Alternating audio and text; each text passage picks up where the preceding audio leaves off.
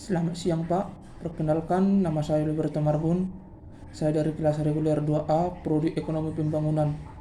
Pada video kali ini saya akan menjelaskan topik pada pertemuan ke-11, yaitu sumber penerimaan negara dan pengeluaran negara, dan juga dampak dari inflasi dan deflasi.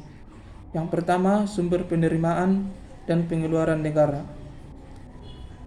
Setiap negara pasti memiliki sumber penerimaan dan pengeluaran yang berbeda-beda. Ada sumber penerimaan negara yang besar dan juga ada sumber penerimaan negaranya yang kecil, dan sebaliknya ada juga negara yang pengeluarannya lebih besar daripada penerimaannya. Besarnya sumber penerimaan dan sumber pengeluaran negara biasanya dipengaruhi oleh beberapa faktor, seperti sumber daya alam, sumber daya manusia, kebijakan pemerintah, pertumbuhan ekonomi, dan juga konsumsi masyarakat.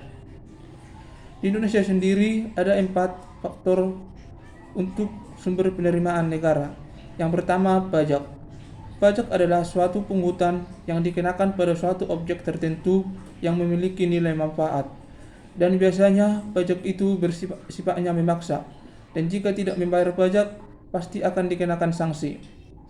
Di Indonesia ada 2 pihak yang berwenang untuk memungut pajak, yaitu pajak pusat dan pajak daerah. Dan pajak merupakan penghasilan terbesar di suatu negara dan khususnya Indonesia. Yang kedua, sumber penerimaan negara adalah pendapatan negara bukan pajak atau PNBP. Dalam sumber penerimaan di sektor ini berasal dari pengolahan sumber daya alam yang ada di negara tersebut.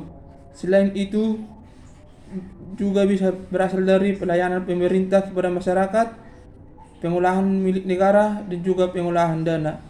Yang ketiga adalah hibah.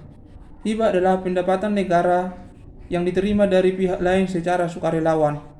Yang keempat adalah hubungan kerjasama internasional. Dengan adanya hubungan internasional diharapkan dapat menambah devisa negara. Untuk pengeluaran negara dibagi menjadi 2, yaitu pengeluaran pusat dan pengeluaran daerah. Biasanya baik pengeluaran daerah maupun pengeluaran pusat biasanya pengeluarannya adalah untuk biaya pembangunan, baik itu infrastruktur maupun non-struktur.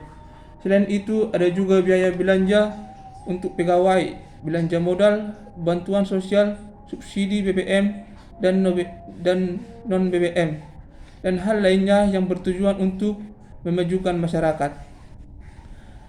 Belanja daerah maupun belanja pusat biasanya akan dituliskan dalam APBN maupun APBD. Yang kedua adalah dampak inflasi dan deflasi. Yang pertama, inflasi. Inflasi adalah proses kenaikan harga yang secara terus-menerus dalam kurun waktu tertentu. Inflasi disebabkan oleh banyaknya jumlah uang yang beredar di dalam masyarakat.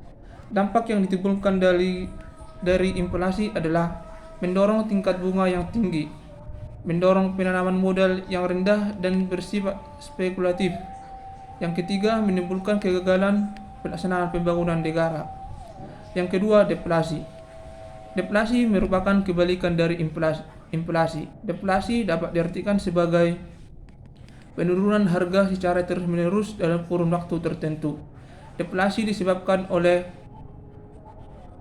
sedikitnya jumlah uang yang beredar dalam masyarakat. Deflasi sendiri memiliki 2 dampak, yaitu dampak positif maupun dampak negatif. Dampak positifnya adalah masyarakat akan lebih murah untuk membeli barang, dan juga deflasi dapat meningkatkan nilai mata uang.